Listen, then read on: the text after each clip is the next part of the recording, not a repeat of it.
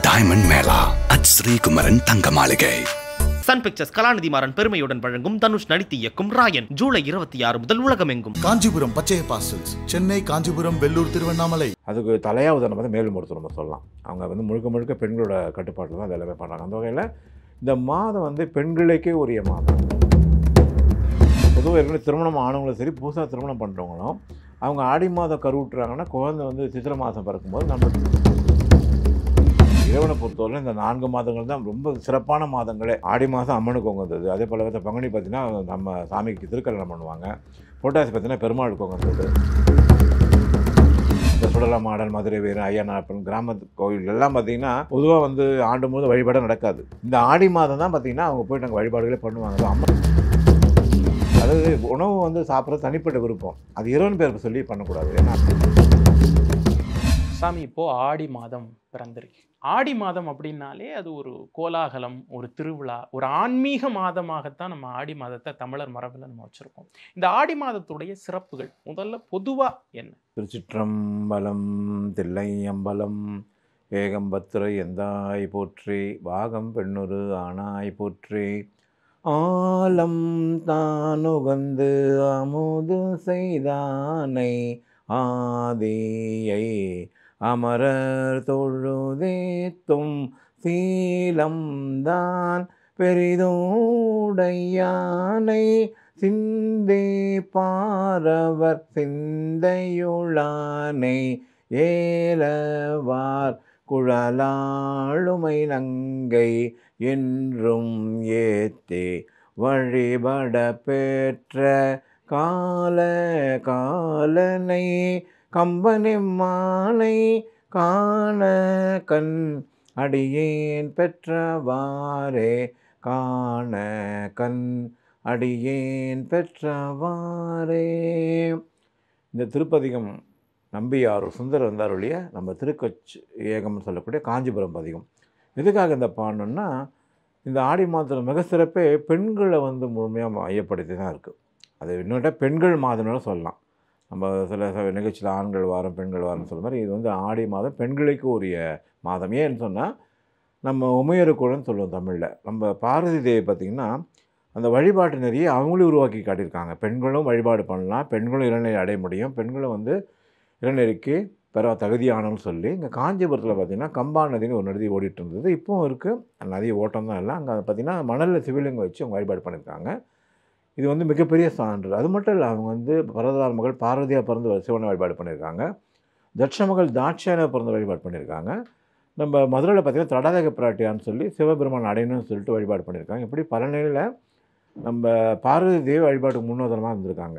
இப்போ நம்ம அம்மன் கோயிலெலாம் பார்த்திங்கன்னா பொதுவாக பார்த்திங்கன்னா பூசாரிகள் தான் இருப்பாங்க. இன்னும் கேட்டால் விரிவாக பார்த்திங்கன்னா பெண்கள் தான் எல்லாமே கருவறையில் இப்போ வழிபாடே பண்ணுவாங்க. அதுக்கு தலையாக உதாரணம் மேல்மருத்துவம் நம்ம சொல்லலாம். அவங்க முழுக்க முழுக்க பெண்களோட கட்டுப்பாட்டில் தான் அது எல்லாமே பண்ணுறாங்க. அந்த வகையில் இந்த மாதம் பெண்களுக்கே உரிய மாதம். அவங்க பார்த்திங்கன்னா அந்த வெள்ளிக்கிழமையும் செவ்வாய்க்கிழமை ஞாயிற்றுக்கிழமையும் ஏதாவது ஒரு வழிபாடு தொடர்ந்து, அதாவது வெள்ளிக்கிழமையில் பொங்கல் வைப்பாங்க, ஞாயிற்றுக்கிழமையில் கூழ் ஊற்றுவாங்க, செவ்வாய்க்கிழமை ராகு காலத்து அம்மனுக்கு விளக்கேற்றுவாங்க. பொதுவான நாட்களோட இந்த நாட்களை பண்ணுற நம்ம விஞ்ஞானபூர்வமாக பார்த்திங்கன்னா இந்த காலங்கள் 2 விதம் வரையறுக்கிறாங்க. ஒன்று உத்தராயணம், தட்சிணான்னு சொல்லிட்டு. அது என்ன நம்ம தமிழில் சொன்னால் முன்பனி காலம், பின்பனி காலம் சொல்லலாம். அதாவது சூரியன் தெற்கு நோக்கி பயணப்படுற காலம் தான் தட்சிணாயன காலம். அது ஆணிலேருந்து நம்மளுக்கு மார்கழி வரலும். அதுபோல் தையிலேருந்து ஆணி வரலும் பார்த்திங்கன்னா நம்ம உத்தராயண காலம் சொல்லுவோம். அந்த வகையில் விஞ்ஞானபூர்வமான ஆதாரமாக பார்த்தோம்னா அந்த அதிர்வலைகள் நம்ம இந்த 6 மாதத்தில் பண்ணுற அதிர்வலைகள் பார்த்திங்கன்னா மிகப்பெரிய ஒரு ஆற்றலை கொடுக்குன்னு சொல்கிறது. இன்னும் கேட்டிங்கன்னா இந்த சுப காலங்களில் கூட சொல்லலாம். இந்த 6 மாதமே பார்த்திங்கன்னா முழுக்க முழுக்க சுப நிகழ்ச்சிகள் பண்ணுறதுக்கான காலம் சொல்லலாம். அதெல்லாம் பார்த்திங்கன்னா ஆடி மாதம் பார்த்திங்கன்னா நிறைய விழாக்கள் வருது. நம்ம விழாவை பற்றி பேச போகிறோம். இந்த ஆடி மாத தொகுப்பே பார்த்திங்கன்னா நிறைய விழாக்களோட ஒரு மொத்த தொகுப்பு தான் இந்த ஆடி மாதம். அந்த வகையில் பெண்களுக்கு உரிய மாதமாக அது போற்றி வணங்கப்படுது. ஆடி மாதம் ஆன்மீக மாதம் அப்படின்னு சொன்னாலுமே அதை ஒரு சூனிய மாதமாகவே கருதக்கூடிய ஒரு பாங்கு இருக்குது. ஆடி மாதத்தில் சுபகாரியங்கள் செய்யக்கூடாது, கல்யாணங்கள் நடத்தக்கூடாது, இல்லறம் கூட புதுமண தம்பதிகள் இருக்கக்கூடாது, அப்படிங்கிற மாதிரியான விஷயங்கள்லாம் ஏற்றுக்கக்கூடியதா? இல்லை, இது என்னென்னா இப்போ நம்ம ஆடி மட்டும் இல்லை, ஆடி, பங்குனி, மார்கழி, புரட்டாசி 4 மாதம் தான் சொல்லுவாங்க. பொதுவாக சுபநிகழ்வாக பண்ணக்கூடாது அப்படின்ற மாதிரி வரையறை எங்கேயுமே சொல்லப்படல. ஆகம சான்றும் இல்லை, வேத சான்றும் இல்லை. இது என்ன காரணம்னா, இப்போ ஆடி மாதம் புதுமண தம்பதியை பற்றி நீங்கள் சொல்லும்போது ஒரு காரணம் என்னென்னா, பொதுவாக ஏற்கனவே திருமணம் ஆனவங்களும் சரி, புதுசாக திருமணம் பண்ணுறவங்களும் அவங்க ஆடி மாதம் கருவுட்டுறாங்கன்னா, குழந்தை வந்து சித்திரை மாதம் பிறக்கும்போது நம்மளுடைய பகுதியில் வந்து நம்ம ஏப்ரல் மேலே வெயில் காலமாக இருக்கு இல்லையா, அது குழந்தைக்கு பல உடல் கோளாறு ஏற்படுத்துகின்ற காரணமாக அது ஒரு விஞ்ஞானபூர்வமாக காரணமாக சொல்லியிருக்காங்க. மற்றபடி அது மாதிரி பண்ணக்கூடாதுனால இப்போ இருக்க காலகட்டம் பார்த்திங்கன்னா ரொம்ப பரபரப்பான காலகட்டத்தில் இந்த 4 மாதத்துல திருமணமே பண்ண ஆரம்பிச்சிட்டாங்க. பங்குனிலே இல்லை திருமணம்லாம் பண்ணுறாங்க. இந்த மாதிரி காலகட்டம் கடந்து போச்சு. அதை விட பண்ணக்கூடாத மாதிரிலாம் இல்லை.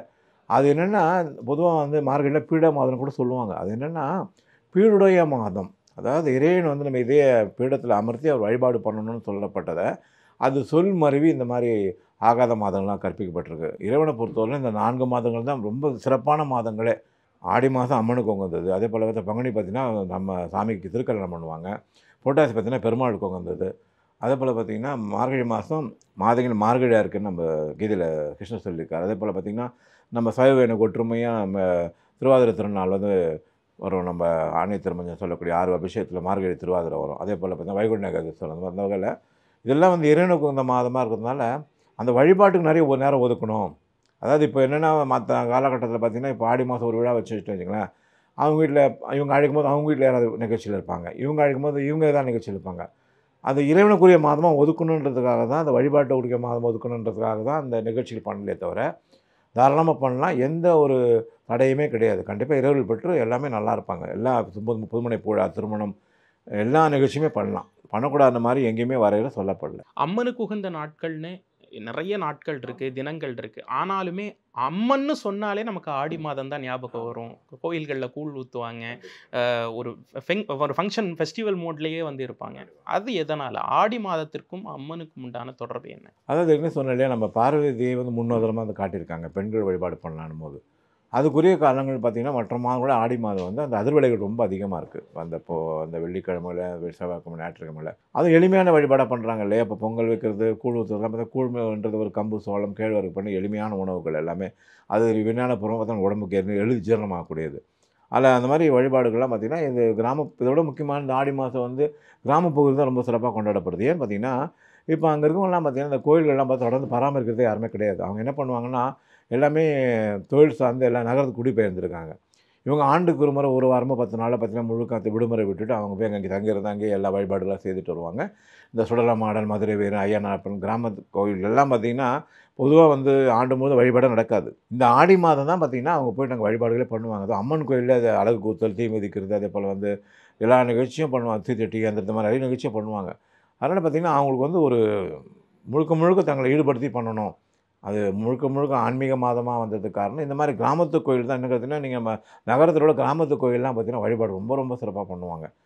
அவங்க வந்து அந்த பாரம்பரியமாக ரொம்ப பண்ணுவாங்க. நம்ம இங்கே பண்ணுறது பரபரப்பான கட்டத்தில் பண்ணுறத விட அங்கே பண்ணுற விழாக்கள்லாம் ரொம்ப சிறப்பாக இருக்கும். பாரம்பரியமான விழா இருக்கும். நிறைய பேர் பார்த்திங்கன்னா நகரத்துலேருந்தே கூட நிறைய பேர் அங்கே போய் விழாக்கள்லாம் பார்க்க போயிட்டு வருவாங்க.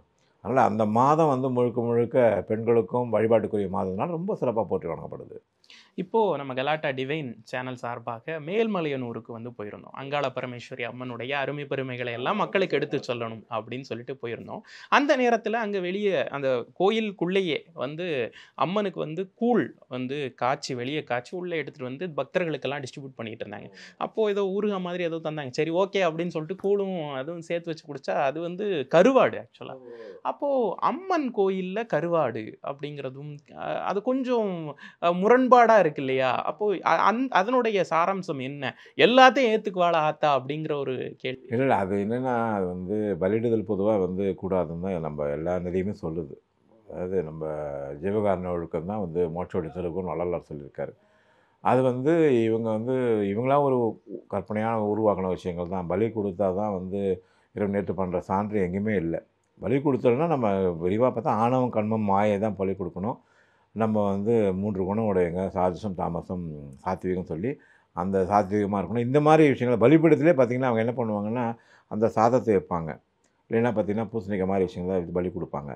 இவங்க வந்து பலி கொடுத்தா இவங்க வந்து அதை சாப்பிட்ணும் பண்ணுறதுக்காக தான் பார்த்திங்கன்னா நிறைய சென்ற ஆட்சி காலத்தில் பார்த்திங்கன்னா பலியிடல் கூட தடையே பண்ணிட்டு இருந்தாங்க. அது வந்து மிகப்பெரிய பாராட்டப்படைய ஒரு விஷயம். என்னென்னா அதாவது உணவு வந்து சாப்பிட்றது தனிப்பட்ட விருப்பம். அது இறைவன் பேருக்கு சொல்லி பண்ணக்கூடாது. ஏன்னா அந்த மாதிரி வரையறை எங்கேயுமே கிடையாது. இறைவன் வந்து இப்போ கண்ணப்பனா வரலாறு நம்ம சைவத்தோடு பார்த்திங்கன்னா அவர் வந்து அன்பினால தான் அசைவத்தை படைச்சாரை தவிர சாமி மறைத்து தருணத்தில் சாப்பிட்டதா வரலாறு இல்லை.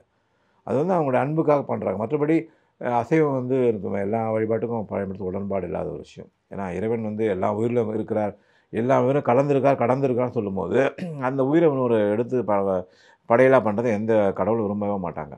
இவங்க தனிப்பட்ட விருப்பங்களை வந்து அந்த பக்தின்ற போர்வையில் பண்ணுறது அது தவிர்க்க வேண்டிய விஷயம். சாப்பிட்றது தனிப்பட்ட விருப்பமாக சாப்பிட்டுக்கலாம், ஆனால் இறைவனுக்கு அது படையலிட்டாங்க சாப்பிட்ணும், இறைவன் வந்து படையல் கேட்டாங்கன்றதெல்லாம் வந்து கண்டிப்பாக பொருந்தாத ஒரு விஷயம். இவங்க திருப்திக்காக பண்ணுற விஷயங்கள் தான் தவிர இறை வழிபாட்டை எங்கேயுமே வந்து பலி கொடுத்தல் வந்து எந்த காலத்துமே வந்து வலியுறுத்தப்படல, அது பண்ணவும் கூடாது. வள்ளல் பெருமானுடைய நிறைய கொல்லா நெறி குரு நெறின்னு சொன்னார். யாருமே பார்த்திங்கன்னா ஒரு கோயில் குளம் தானம் தரம் எதுவுமே பண்ண தேவையில்லை. அவங்க ஒரு உயிரை கொண்டு சாப்பிடாமல் இருந்தாலும் இறைநெறி வந்து கண்டிப்பாக அவங்க பெற முடியும்னு சொல்கிறது தான் வள்ளலாரோட கொள்கை. அந்த வகையில் அந்த உயிர்கள் மேலே தண்ணீருக்கும் கண்டிப்பாக வேணும். பலியிடுதல்லாம் வந்து தவிர்க்கிறது ரொம்ப நல்லது. டைமண்ட் மேளா அட் ஸ்ரீகுமரன் தங்க மாளிகை. சன் பிக்சர்ஸ் கலாநிதி மாறன் பெருமையுடன் வழங்கும் தனுஷ் நடித்து இயக்கும் ராயன் ஜூலை 26 முதல் உலகமெங்கும். காஞ்சிபுரம் பச்சையப்பா சில்க்ஸ், சென்னை, காஞ்சிபுரம், வெள்ளூர், திருவண்ணாமலை.